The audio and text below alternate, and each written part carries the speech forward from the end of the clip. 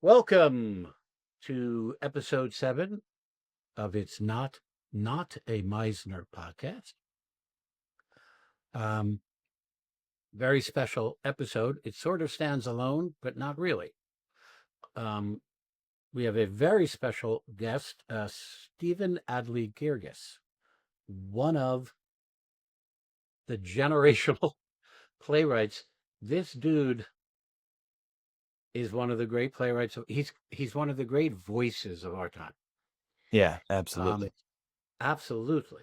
And we could say a lot about him. One thing I will say is when Carson and I were trying to schedule this discussion with Stephen, we couldn't quite get it together. And Carson said to me, well, maybe you and I should acquiesce and go on, go with Stephen's schedule, because between you and I, meaning Kevin and Carson, we have 0 Pulitzer Prizes. And Stephen has 1. It's true. It's true. So we were like, yeah, maybe we'll try to get him when we can get him. He really, really respects his work so much. He's a great guy. And just to give a little background, he studied the Meisner technique with Bill Esper, studied the same technique that Carson and I talk about. He has said that he uses the Meisner technique as a guide to write his plays. And he and Carson are actually friendly with each other. They know each other well.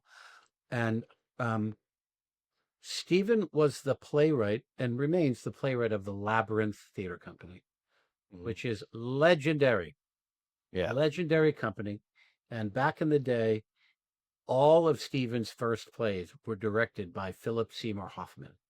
They had a great relationship. We think of Phil as an actor, but he was a really good director of these plays and others.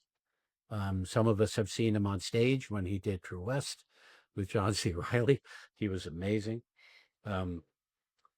So Stephen talks a little bit about his collaboration with Phil, as well as a ton of other things.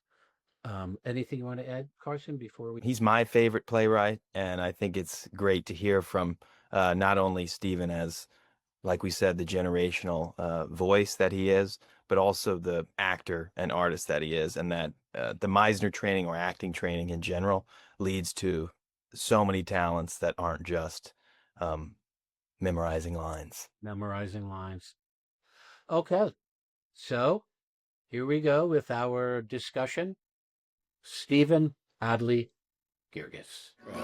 It should not be acting training. It should be actor training. Am I a good actor? Like me doing. It's not a Meisner podcast. Hi, Stephen. Hey, how are you? Doing well, thank you. Welcome to our little endeavor. Yeah, thanks for coming on, man. Thank you. Thanks. Glad to be here. I think you know Carson. Yeah, anything Carson's doing, I'm down. Great. I think it might surprise our audience to know that Stephen and I don't know each other, even though we're roughly the same generation and kind of came up in the indie scene in the 90s. We've never met. Carson is the reason Stephen is here. Yeah, I did one of Stephen's plays in college, and you were kind enough to let me pick your brain about Judas Iscariot. So I'm very grateful for that and happy to have you on. Thanks, man. Did you graduate? Yeah, I graduated a year ago. Oh, awesome, man. Yeah. Congrats. Thank you. He's doing a lot of auditioning and working with my companies. He's out there. He's getting out there. Good. Stephen, is that common for you? I just thought that was extraordinary that a young actor wrote to you, said that he was doing one of your plays, and you got back to him and you guys communicate. I thought that was kind of extraordinary. Well, if I can, I do. Sometimes I can't, but I try to always answer. And if I can, I do. And he probably wrote a nice note or something. Yeah. That's you know what? It probably, the way you two know each other says something about both of you, I guess. One, that Stephen would respond, but two, that Carson would write. I think a lot of young actors, maybe we should call this section of of our our episode "Let's Embarrass Carson," by talking about that he's kind of an extraordinary actor, young actor and young student. He's got a passion and a kind of a sincerity and a respect for it, and he's written multiple people, and they write back to him, and I think that says something about them, but I think it says something about Carson, that they pick up that he's into it, you know. I also think about, like, when we were coming up, we couldn't, like, you know, message David Mamet or Sam Shepard on X or whatever and get, so I feel like if you can, if you can be reached, like, why not? Why not? Yeah, Yeah. you said something to me, Stephen, when we met that first time a few years ago. You said, that you got as much out of it meeting a young actor that I got out of meeting someone I admire. And I thought that's a really good ethos as an artist, that we're all in it together. Doesn't matter if you're just starting out or if you Yeah. had the success you've had, or like we all go through ups and downs and trials and triumphs. And I just think that's a good way to kind of to walk Yeah. this life. Yeah. The circle, we all learn from each other, but also you, Kevin, when you talk to a younger person and and you tell them a bunch of stuff, then you got to, like, ask yourself, am I still doing all these things that I'm suggesting, like, Yeah. So, Oh man, you just hit that, gave me goosebumps. Yeah, shit, man. That just hit me like, do we still wake up every morning like it's important to us and that we live by what we tell other younger people, you know? Yeah. yep. It's I amazing. think for our younger people who listen to us and watch us, I think Carson's a good example of it isn't just that he's writing to artists. He's not saying, "Hey, can I have your autograph?" or something like that. He's writing because but also he knows them. I don't know if you knew this, Stephen, but one time Carson sent me a photo of him outside Leopoldstadt when it was on Broadway for a while, and he's engaged in conversation with Tom Stoppard. But other people are walking by like nobody knew that the writer of the play was standing there smoking a cigarette outside, whatever. Carson knew who Tom Stoppard was. So for our young people out there, you gotta do your research and know who came before you and know who's out there now, and know why their body of work is valuable. And it's not just like fan mail. Yeah, I'll never forget going to see True West back in 2000 with Phil and Reilly, and I saw it a bunch of times, but after one show, Sam Shepard was there, and he was just standing by himself, and these girls came over to him, and they were asking him, like, "Oh, how do we get backstage? How do we find the actors?" Like, they didn't even know who he was, and I remember thinking, like, okay, at the time, I'm like, this is the most facial recognition playwright in America, and they don't even know who he is, and it's kind of cool. Yeah, I suppose. Do you like that or not, Steve? Do you kind of like the anonymity of being a writer? I mean, even though you're an actor also. Yeah, I like. Yeah, I like where I'm at. People. It's a small subset of people who know me, and respected in that world, and then the rest of the world, I might as well be the DoorDash guy, and that's cool. Yeah. You can walk down the street. I this ranks, I'm going to tell you something that ranks in one of the greatest regrets of my life. 1999, I'm walking down the street in New York, and Trevor Long, I bump into him. We knew each other in school. I say, hey, what's up? What are you up to? He goes, I'm working on this play with this great group of actors. And back then, Stephen, you'll back me on this. We used to have postcards, right? Everything's on Instagram now, but we literally would have a little postcard, and he hands it to me. And in this funky kind of graffiti writing, it says, "In Arabia, we'd all be caves." And he said, "Oh, you got to come see it," because he knew my work. He goes, "I promise you, it's the kind of play you'll love. You got to come see it." He says to me, "This great writer and these great actors, and the guy directing it, maybe you heard of him. He's done a few movies, and blah blah blah." I didn't go see it. Yeah. I think I still love the postcard, but I'm like, motherfucker, I could have seen that first production of. And you know what we did to sort of help promote the show is there was a cast of 12, so we made 12 different flyers. Each one had each actor's face just prominently, so that when they're handing out pass postcards, they can be like, come see my show, and and there I am, and there I remember doing that. Those so were the days. Yeah. It's amazing. Well, that's a Meisner actor there, Trevor Long. Trevor Long. And so are you, Stephen, right? You Yeah. trained with Esper? That's where we met. We met in William Esper at his summer intensive back in 1735, but yeah, that's where we met. And Trevor was at that time, like, when you're in your class and there's this like that one guy and you're like, you just know he's gonna make it. Like, he was like the most handsome, the most charismatic, the most, yeah, he had a lot going on. And he ended up going to Rutgers for grad, and then ran into him.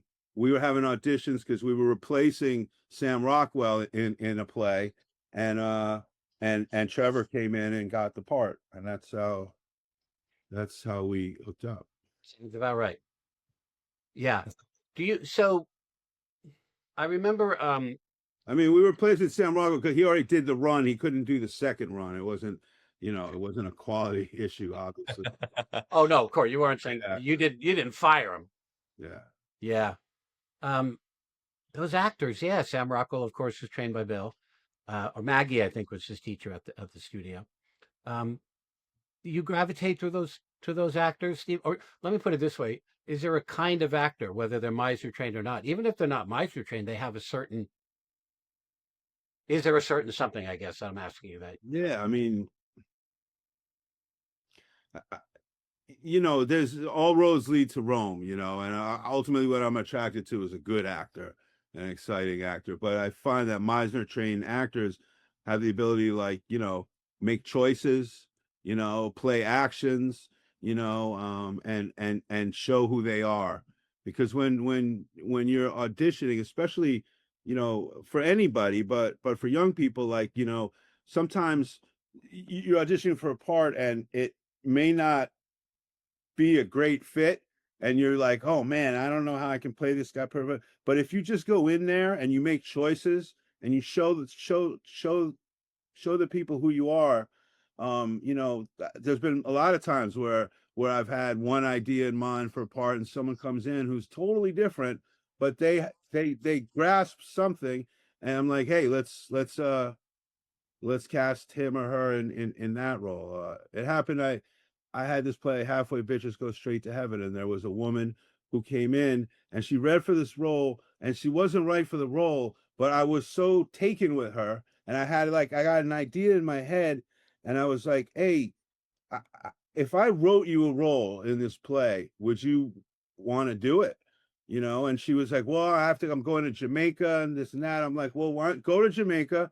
When you come back, let's see what's up. And and she was great. She was one of the highlights of the show. So you never know, when you walk into a room, it's an opportunity, and what you want to do is make the best of the opportunity, of show yourself, show who you are, show your work, and and people respond to that.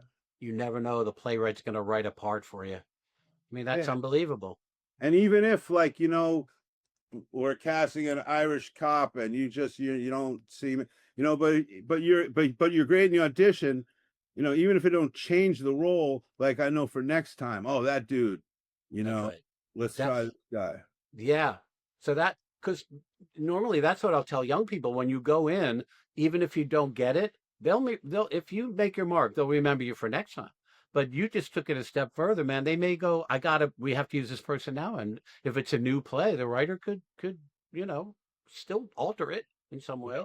And at TV, they do it all the time. I mean, there's an actor in our company, David Zayas, and I think he made his career auditioning for Officer O'Malley's, who became like Officer Rodriguez after he read. That's right. That's right.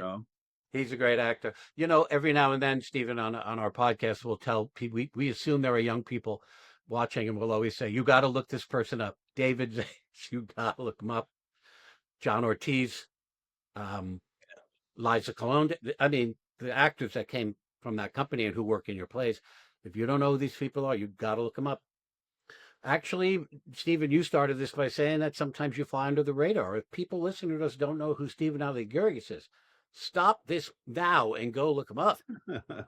My God. It's okay. You don't have to know me. Well, young people should know your plays, though. They should know your plays because they're great roles for actors. Thank you. Has Yeah. anybody ever told you that, you know, I used to teach at Rutgers, your scenes, boy, oh boy, when it comes to showcase, everybody brings your scenes. They're great. They're great for actors. Yeah, I've actually heard that some schools have like banned it. Like, and I remember when I was younger, there were certain, like Mammoth and Shepherd, but also what's his face? It's one of my favorite. He wrote Sister Mary Ignatius, Christopher Durang, and they're like, no Durang, No more. no more, Yeah, And I always fear that's going to happen to me, but that's funny. kids are faithful to the material, and that's really gratifying. They're good classroom scenes. They're good showcase scenes. They're good audition scenes, if that ever comes anymore. You know, Well, that's go ahead, of course. I was just going to say that's why I think a lot of people are attracted to your writing is because they're just real people, and they're not particularly pretty or perfect, or they're just normal human beings going through, real life stuff. And I wanted to ask you about how your Meisner training with Bill and your training as an actor influenced that side of your artistic life. Big time. I didn't study writing. I didn't study playwriting. I studied acting, and acting. Practicing acting, watching billions of scenes in class. You start to get an inherent sense of what's alive material and what's dead. And that the same thing I would look for as an actor in a role, I strive to create in a play, right? So, when you get cast in a play, you hope that there's an arc, that goes from, that the character starts somewhere and ends somewhere. Now, they may not get there, but that they're fighting to get to some place. And so I try to never write a role where there's not some type of arc, even if it's a small part, even if it's one scene, but there's something that you're fighting for. I try to write where I try to never write a role that an actor wouldn't want to play. Some roles are bigger, some roles are smaller, but for where you're at in your career, that you would want to play it. And so and that comes from, so much of it comes from Meisner. It comes from two things. It comes from watching plays and seeing what I liked and what I didn't like, who I was seeing on stage versus who I wanted to see on stage, what kind of stuff I wanted to see on stage.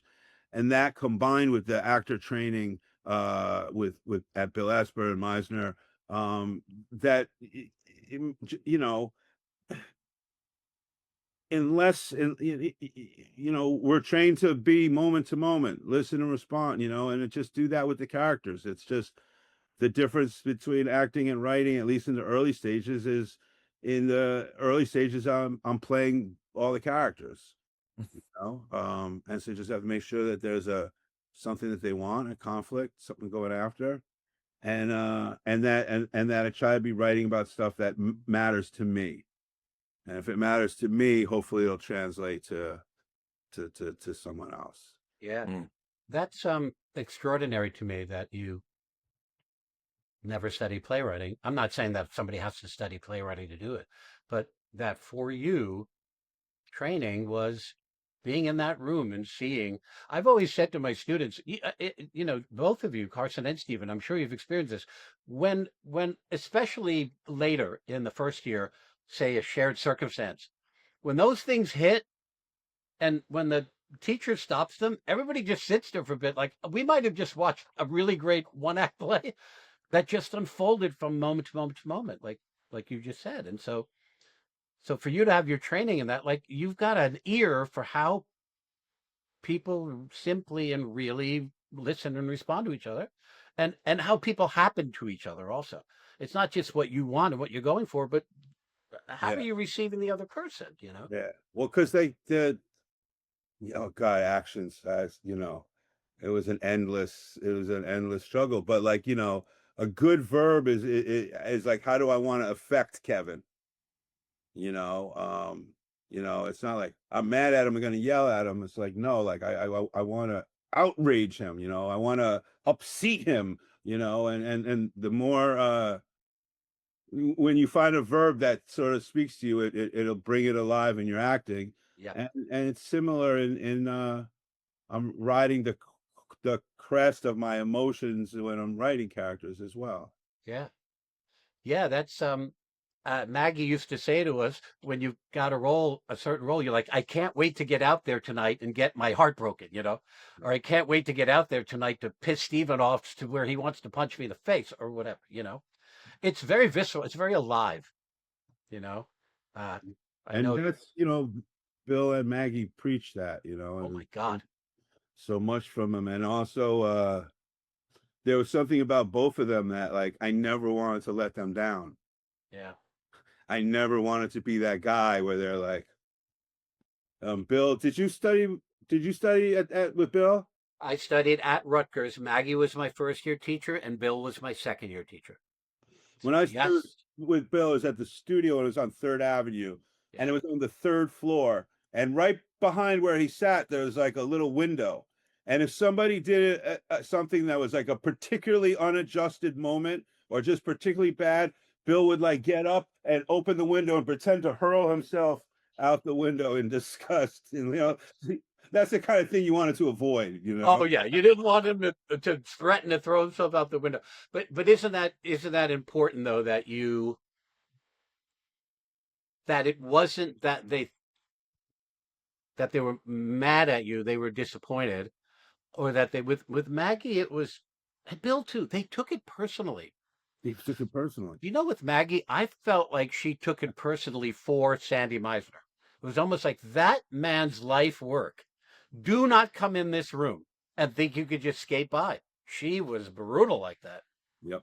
Yeah. And I've heard, I would send everybody to Bill or Maggie, and I would always send all the women to Maggie. And then I remember a couple of years ago, before she retired, some young actress, oh no, I heard that she's abusive.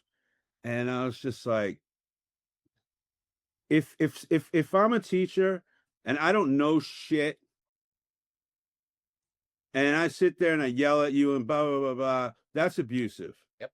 But like with Maggie and Bill, like that's the entirety of their life. Was in the teaching, in the classroom. They truly care. Like you said, they were offended not for themselves but for the work. They wanted you to get better. Absolutely. And it's our job to die trying. I'll never forget John Ortiz. Had success pretty early in our group, and he was doing a Peter Sellers play in Chicago that was set to go on a world tour. And I didn't have any money, but he was like, hey, I'll fly you to Chicago, you can come to the opening, you can meet the cast and this and that. And it was like on a Friday, so I would have to miss one class. So I went to Bill's office and I was like, I have this amazing opportunity. It's Peter Sellers and John, John, blah, blah, and Shakespeare, da, da, da. And he just looked at me and he was like, Stephen, do you want to watch Shakespeare or do you want to act Shakespeare? And I was like, I'll see you on Friday, Bill. They held you to that. I got to tell you, I'm much more lenient. Sometimes I catch myself kind of giving a break to my students. That doesn't help them. Yeah. Although, Bill once told me in the midst of second year, me and Daphne Rubin Vega, who she is? So she originated Mimi and Brent. She was in Rent. We were doing that scene with Joan of Arc and the Dauphin. Oh yeah. And everybody in class was already on their next scene, and he wouldn't let us finish the scene. Like, we just did it over and over and over. And then finally he lost his temper because we couldn't realize what he wanted. And Daphne was doing the workshop of Rent at the time. And back then you weren't supposed to work if you were in class, you know, and she plays a prostitute in Rent. And he looked at her and he was like, Daphne, do you want to play prostitutes all your life, or do you want to be an actor? And then he turned to me, he's like, Stephen, that theater company is ruining you as an actor. Because he knew I was writing plays at night, you know. But then he came and saw one, and then, you know, order was restored to the universe. So supportive. You But always even like, that was like, he wanted us to be good. of course, yeah. Listen, I don't know, Steve, if you know, I was a director at Rutgers. So I was studying directing, but I was in the acting. And Maggie would be hard on me, even though I'm like, I'm not going to be doing this. She's like, oh, no, no. Like, she wouldn't let me get away with it. And then I directed the first play there. And when she came to see it, she looked at me and was like that was all I needed was for her to, I don't know if, you know, Bill and Maggie, they would go, you're okay there. You're okay. It was like the greatest we could get, you know? Yeah. It just meant that they were Good passionate what you're about it. doing there. That's good. It's good. You're okay. We'd be like, I'm okay. But- Was Charles Goforth in your time? Chuck Goforth? Because he was a directing. Chuck was there just before me. You know, Chuck directed my first play before Phil, and it was a one act.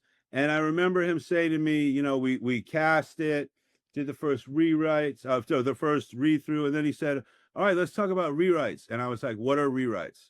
I didn't know what rewrites were. And Charles really mentored me through first couple of plays, and I'm sure a lot of the knowledge that he gained, you know, alongside you at Rutgers probably was filtered in.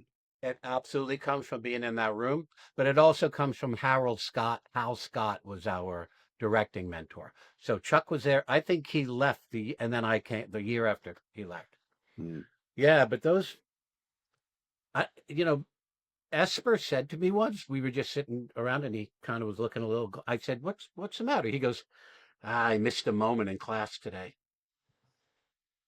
Bill Esper, the guy's been doing it all his life. He missed a moment, and he felt it. He goes, those actors missed a moment, and then 3 or 4 moments later, I realized it, and it was too late. He missed a moment. Yeah. Well, what do you say? Every little moment has a meaning of its own. Absolutely. Right? Absolutely. I was going to add, you know, this kind of leads me to this question of like, where did your work ethic, but also just attention to detail kind of come from?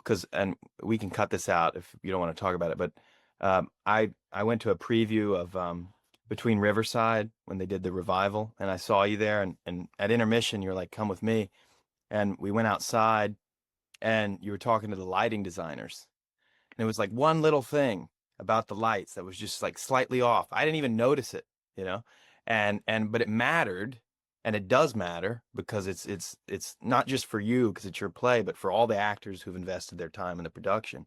And I was so struck by that, just because of it wasn't just a play, you know.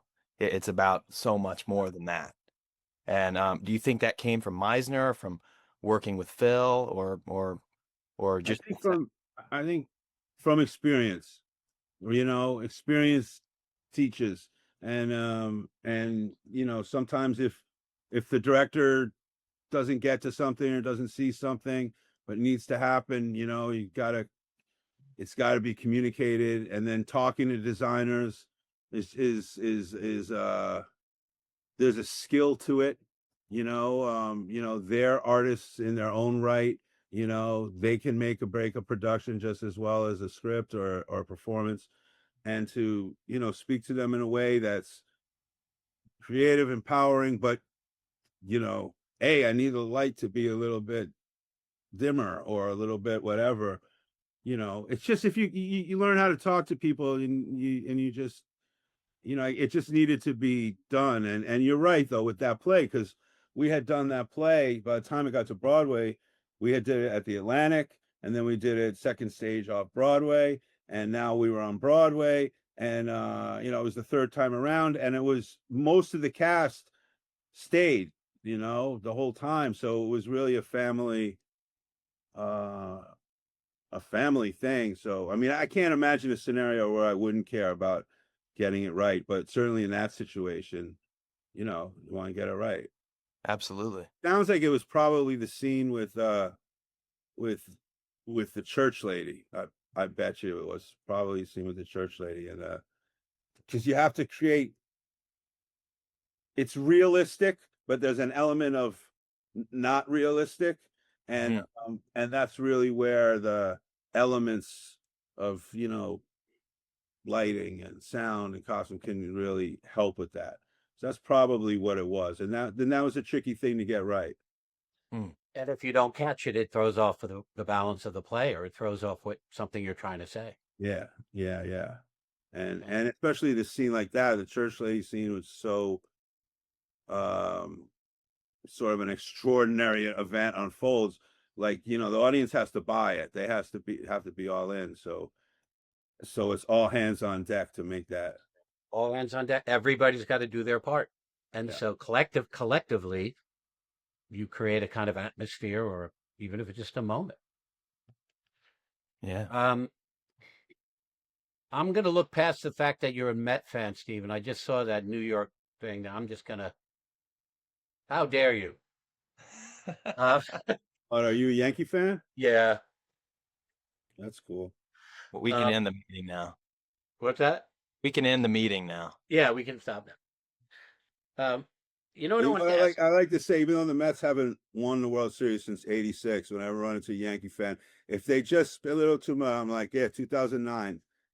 You know, they always know exactly what you're talking about, because Yankee fans, Carson, they expect to win the World Series every year. They're rather entitled, at least they used to be. And so it's nice to remind them that you know, Derek Jeter retired, unfortunately, quite some time ago, and you know, and Big George is gone, and it's been a little while, but it was great watching their run last year. Oh, shut up. But you know what you really want to say to them, Stephen, is it's 2004 when they blew 4 in a row. Yeah. To Boston. Yeah. Anyway, you know what I wanted to ask you? I'm going back a little bit now to when you first were writing with the Lab, and you even said that you thought to write something for a woman later who came into audition.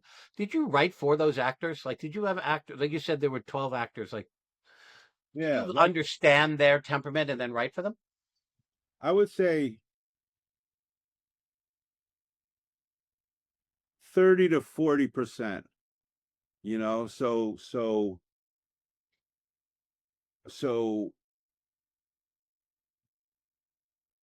yeah, I would say, or let's say 50%. But like, I would say half the roles, I'd have an idea, like, yo, it's a good role for Carson, you know, and then we'd do some readings. I would have Phil see Carson, you know, so Phil would be like, yeah, no, you're right. You should play that part, you know. And then there'd be roles where we'd have to find the right actor for, you know, and you know, mostly always inside the company if we can. But then it was also really healthy to bring in a couple of actors from outside the company for during shows too, because it's a way to bring in great actors. And also if an actor, like when we did Last Days of Judas Iscariot, Eric Bogosian played Carson's part, right? So you know, and Eric was like a big star to me and an idol, you know. And so there's that danger that he could be a little bit, you know, a certain way, which he wasn't, but when he's coming into a cast where everyone already knows each other, we already have a unified way of working. You already see that, like, I will take risks and you will take risks, that I will support you. So then they kind of get into the fold quicker. And with Eric, I always remember, and I think he won't mind me saying this, that that in the beginning rehearsal, because he was a solo artist, Yeah. and he would improv, and he would improv the lines and change them or invert them, not Sam. And I would say to Phil, you gotta say, oh, I'm not gonna say anything, it was like, and so finally, I was like, Eric, you're so amazing, this is so great, you're gonna kick ass, but you gotta say the lines as written. And he looked at me and he's like, well, Stephen, there's a lot of lines. And I looked at him and I was like, there could be less. And then after that, we didn't have any, he was always off book. And he was great. He was great, But that's a funny thing for a monologue. The guy writes monologues for himself, but there's a lot of lines, It makes perfect sense. And I'm sure some of the lines that he was making up were maybe better than what I had written, but it didn't matter. I wanted to like succeed or fail Yeah. on my own words, Of course. But he's a good actor. He doesn't just write monologues. Very He's good also actor. an actor. And So. he was amazing in the show. Yeah. I always like to, or Kevin and I like to recommend books for any young people listening. If you're interested in more of that, there's a book by Father Jim Martin called A Jesuit Off Broadway. They talk about that. He talks about that whole production of The Last Days of Judas Iscariot. So it's really great.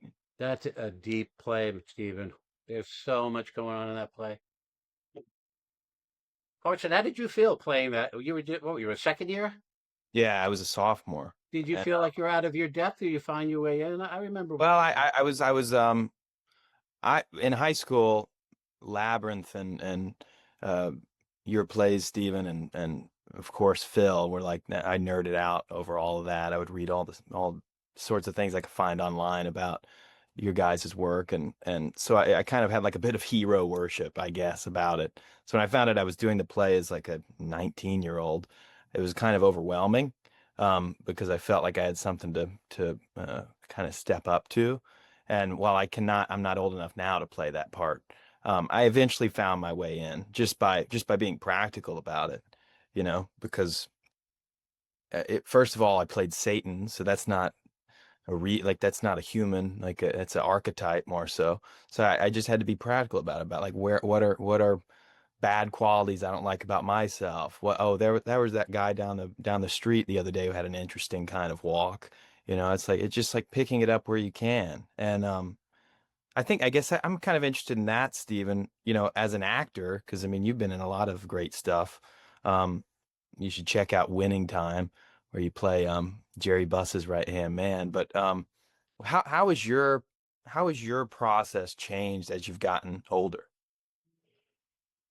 Oh, well, I don't get to do it enough to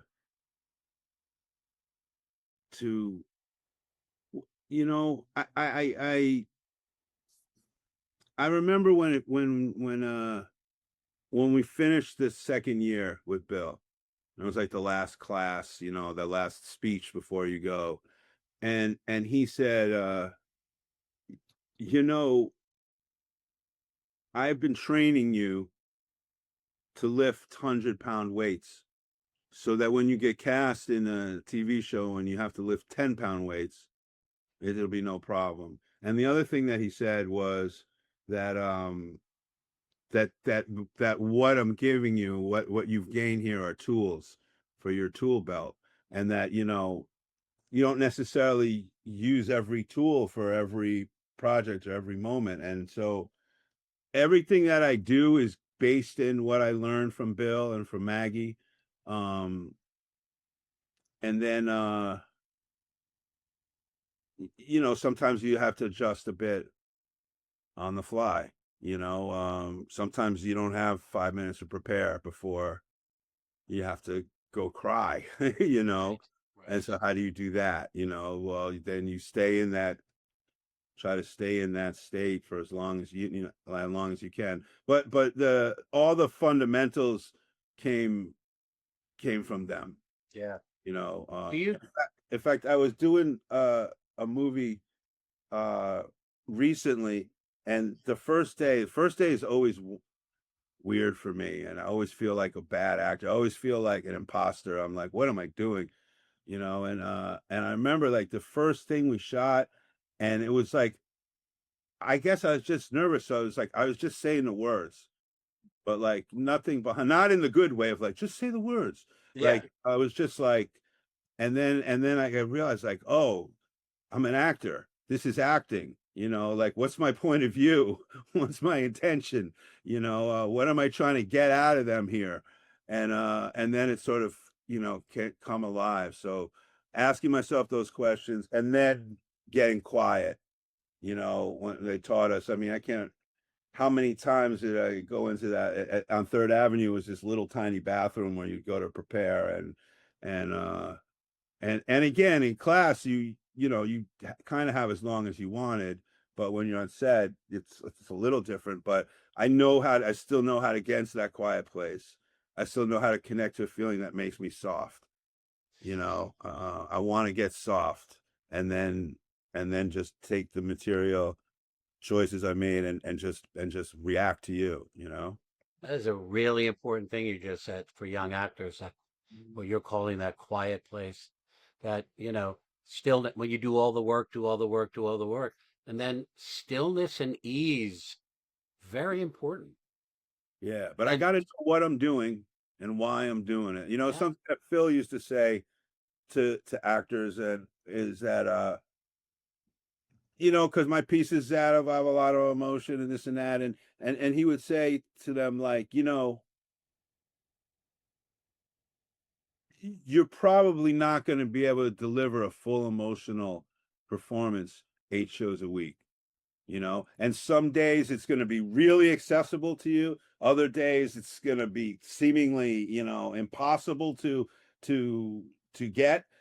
He's like, but if you know what your actions are, if you know what you're doing and why you're doing it, and you're trying to affect the other person, you will tell the story. The story will get told, and your emotions may surprise you, and so and it was such a relief, because how it is on stage, it can be a scary place, but it was such a relief to know like, well, there's something I can do, which is remember what it is I'm supposed to be doing and just do that. And I spent so much time obviously in the audience with Phil when he was directing actors, and it was always like anytime he would like challenge an actor, I wish like I want to like raise my hand and be like, I'll do it, like I wanted to do it, because he had a way of framing things that made you really excited to want to act, and Makes sense. yeah, and that's a real gift. But listen, man, that's also a really important lesson that you can, and this is in Meisner, right? You cannot control emotion. It's a really tricky thing, but you can control action. You can play your action strong and clear every night. And the result, as you just said, is tell the story. Yeah. It's not about you and your emotional life, although when you're alive, it's wonderful, but it won't always be there. And the audience doesn't always know the difference. They weren't here the night before when you were wildly alive at all. They were there that night. And if you told the playwright's story that clearly, they had a great experience at the theater. That's all that matters, Yeah. I often think about, I don't think he studied Meisner, but I saw Kevin Spacey in I always forget the name of the play. It was the Neil Simon play with him and Mercedes Ruehl. It won the Pulitzer Prize. It's not Brighton Beach Memoirs. I forgot the name. Yeah. But he played the uncle who was like a gangster, the gangster uncle guy. And the first time I saw the show, someone had tickets and we were like in the second row, the Broadway house. And I watched his performance. I'd never seen him before. And it was mesmerizing. Like it was so intimate, and I remember thinking like, this is one of the great performances I've ever seen, but like there's no way they can see it in the balcony because it's so intimate, and then I swear to God, like 3-4 months later, someone's like, hey, I got an extra ticket for blah blah blah, you want to come? I'm like, yeah, I'll go see it again. We were in the balcony, That motherfucker gave the exact same performance from the balcony that I saw in the second row. I don't know how he did it, but man, that was magical. That's a theater actor, man. He knew how to make it feel intimate from the second row and the balcony, but he didn't do anything differently.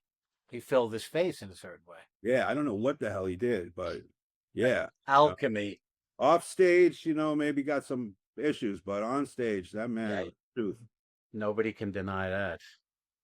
Yeah. I don't want to keep you too long, Stephen, but I want to ask you about the value. Carson and I have done like 10 of these, I think, and we cover topics. And then if we get somebody, we love to ask them about the topics as well. And nobody better than you to talk about collaboration coming from that company. And I wanted to say that I remembered a few years ago when I was teaching at Rutgers, David Strathairn, who's one of my favorite actors, came to talk MFAs and BFAs, and they're way too young to know where he came from. And they said, "How did you get your start?" He said, "I knew the guy." The guy was John Sayles, who is the great indie director. And nobody in that room knew. I was like, "Oh, you knew the guy? Tell them who the guy is." But nobody knew. But people could say, "How did you end up in these great plays?" Or "How did you end up being a great actor?" They could say, "I knew the guy, Stephen. He wrote great plays for us to be in," Can you talk a little bit about that bigger picture of sort of collaboration and how important it is to Yeah, well, part of the reason that things shook out for Lab the way they did was because outside of our company, people didn't know the guy. People didn't know who we were. So after a couple years of just like bonding and doing exercises together, we wanted to produce theater. So I might have a play that I want to produce, but the playwright's like, I don't know if I can cast it with inside the company. I don't know. Despite the fact that you have Phil and Sam and so many great actors, or maybe we'd have the script, but then the director would be like, yeah, no, I don't know. So we decided pretty quickly we were going to sort of do it on our own, and I had written a paper for John Ortiz in college, for which he gave me a pair of sneakers at the time. And so he thought I could write. So he asked me to write a one act, and I did. And collaboration. Well, collaboration with your director as a playwright is the most crucial element of that collaboration. Is right at the beginning. It's picking the right director, and young playwrights sometimes are under a lot of pressure because theaters like to pair up, like, oh, he's up and coming director, or oh, she's it, and we just put them together. But like for a young writer, like you really, really, really want to pick the director that's interested in telling your story, not their take on your story. Your story is hard enough to realize, and I was lucky with Charles and with Phil in both instances.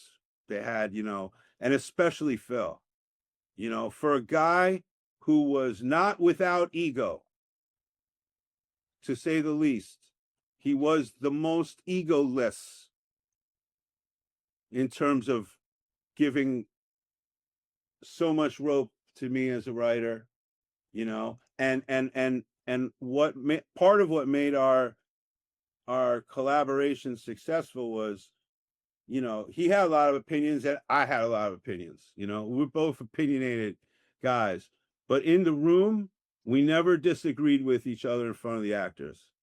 Even if he said something fucking that I thought was fucking stupid, I wouldn't say, oh, whoa, hey, no, don't do that, blah, blah, blah. I just, whatever. And then after rehearsal, all bets are off. We could talk about anything. By the same token, I was always be coming in with new material because oftentimes I'm writing the play before, while we're in rehearsal. And new pages aren't always gold, and actors are just still trying to figure it out. And they're like, but Phil would treat whatever I wrote as if it was the fucking Bible. You know, this is what we're working on today. This is what we have in front of me today. This is what you need to realize today.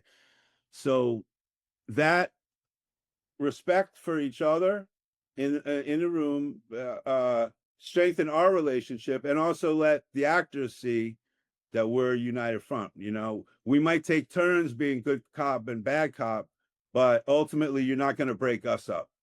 And there was a time once where we did a play with a really well-known, it was Michael Shannon. I had met him on a movie, and I love Michael Shannon. I cast him in the lead in this play we were doing, and but Phil and Michael Shannon bumped heads. You know, I think it was like whatever it was. You know, so you know, at night after rehearsal, Michael Shannon would be on the phone with me. I don't understand. Phil hates me. He doesn't respect me. I'm like, yeah. And then Phil would be like, we should have cast Ethan. You know, blah blah blah. He doesn't understand your role. He doesn't understand your work. So one time, it got to a point, and I was like, Michael, rehearsal's at 11. Why don't you meet me in front of the public at 10, and we'll go. We'll talk it. We'll make it all work. Great. Then I talked to Phil. Phil, why don't we meet 10 a.m. before, and we'll make it. Yeah. So then 10 it comes. They're both there together. They don't know that they're meeting. And I say, I'm going to leave you guys to talk, but I just want to tell you, Michael, you're my guy. But whatever Phil says, I agree. And then I just walk away, you know, and you know, they worked it out. Wow. Unbelievable. That's actually my favorite play of yours, Little Flower of East Orange. Thank you. Yeah. But also you get loyalty by giving loyalty. You know, I had actors in the early parts of careers who would like turn down movies to go to do my play, which is an equity showcase. You know, by the same token, you know, I had the opportunity at times to cast actors who were more well known or whatever, but I always wanted to ride the horse that, you know, ride the horses that got us, that we're building something. And then you bring in an exciting actor, bring in an Eric, you know, bring in Stephen McKinley Henderson, bring them, you know, right. But it's not about, you know, oh, I did 5 plays with Carson, but now like, you know, the guy who just played the boy who rode a dragon wants to do a play, and I'm gonna be like, fuck Carson, that's bullshit, you know. But are you as pessimistic as I am these days that a play can't get done unless some movie or television star is in it? Well, you know, I had lunch with Scott Rudin not too long ago, and we were talking about theater and bemoaning the theater, and you know, he's on a comeback thing. Yeah. And I was like, and I always said, like, you know, Scott could be a tough guy, there's no question about it, you know, but he had always had great taste, you know, and he brought a lot of great work to New York stages. So I always thought, at his worst, he was the devil. At his best, he was like a true public servant.